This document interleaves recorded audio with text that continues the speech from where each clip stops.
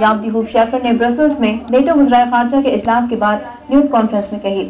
انہوں نے امید ظاہر کی کہ پاکستان نے اس جنگ میں جو کامیابیاں حاصل کی ہیں مشکل حالات میں بھی انہیں برقرار رکھے گا. یابدی ہوپ شیفر نے بتایا کہ پاک بھارت کشیدہ تعلقات کے باعث قبائلی علاقوں میں شدت پسندوں کے خلاف کارروائیوں پر توجہ کم ہو سکتی ہے.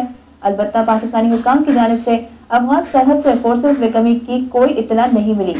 انہوں نے کہا کہ نیٹو ممالک نے پاکستان کے ساتھ فوجی اور سیاسی تعاون کے لیے دروازے کھلے رکھے ہیں. افغانستان میں شدت پسندوں سے مقابلے کے لیے مزید فوج کی ضرورت ہے اور موجودہ فوج سے جنگ نہیں جیتی جا سکتی.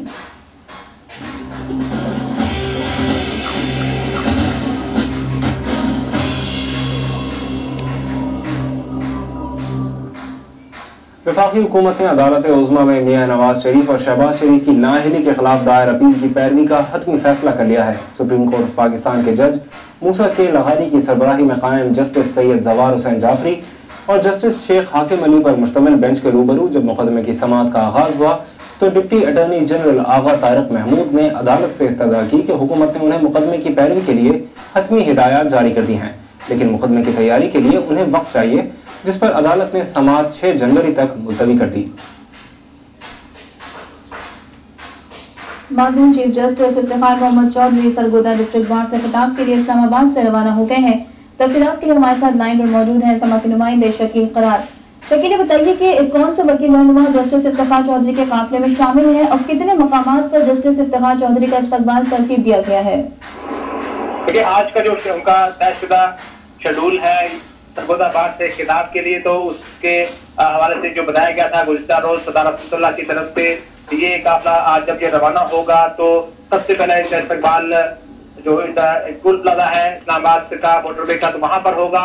اور جب یہ قافلہ یہاں پر پہنچا ٹول پلازا پہ تو یہاں مغلا کی ایک تعداد نے ان کا استقبال کیا نعرہ بازی سے، اور اس کے بعد یہ قافلہ آگے بڑھ رہا ہے. اور جو ہی یہ قافلہ پہنچے گا چکری انٹرچینج پر تو وہاں بھی مغلا کا استقبال کریں گے. اس کے بعد بلکسر انٹرچینج پر استقبال ہوگا، اور اس کے بعد جو بڑا استقبال ہوگا وہ بلوال میں ہوگا. بلوال بار میں ہی افتخار ہال کا افتتاح معزول کے جسٹس افتخار محمد چودھری کریں گے. اور اس کے بعد یہ قافلہ آگے بڑھتا ہوا سرگودا بار پہنچے گا، جہاں پر مغلا این جی اوز اور سیاسی جماعتوں کے کارکنوں نے اپنی تمام تیاریاں مکمل کر رکھی ہیں. اور اس وقت اس قافلے میں جو مغلا رہنما شامل ہیں ان میں سپریم کورٹ بار کے صدر علی کورس، راولپنڈی اسلام آباد بار کے صدور اور راولپنڈی ہائی کورٹ بار کے صدر سردار احمد اللہ سمیت دیگر رہنما بھی شامل ہیں. جبکہ چودھری اعزاز احسن کے بارے میں بتایا گیا ہے کہ وہ بلوال میں اس قافلے میں شامل ہوں گے اور بلوال میں ہی چودھری اعزاز احسن مغلا سے خطاب بھی کریں گے.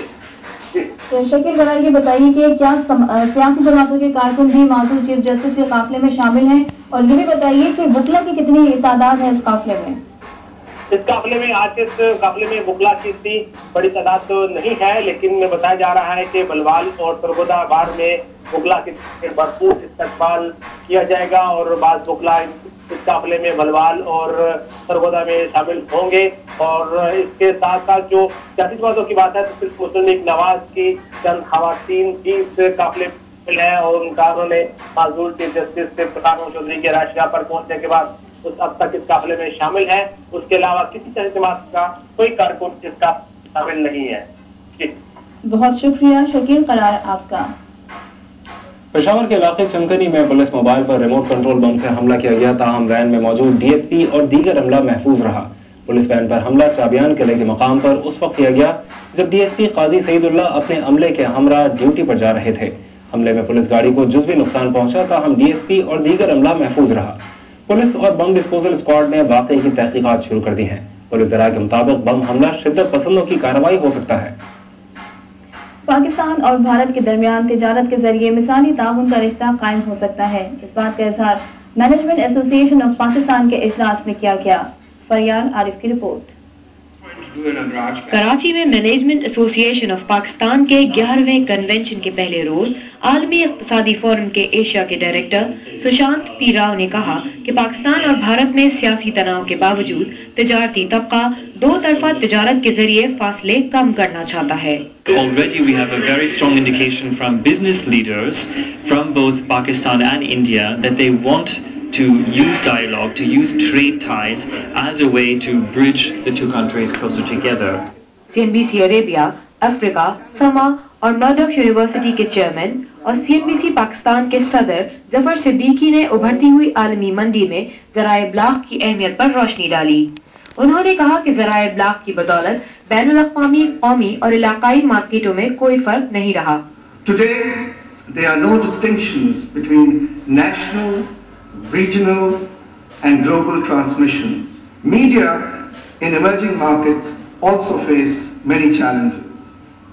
And research shows that these solutions and remedies